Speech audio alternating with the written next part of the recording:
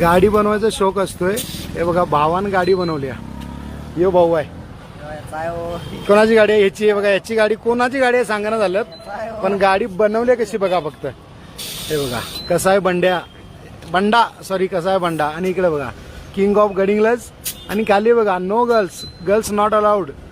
आणि सगळ्यात महत्वाचं म्हणजे बघा गाडीला नजर लागू नये म्हणून इथं कोल्हापुरी चप्पल लावली आपली.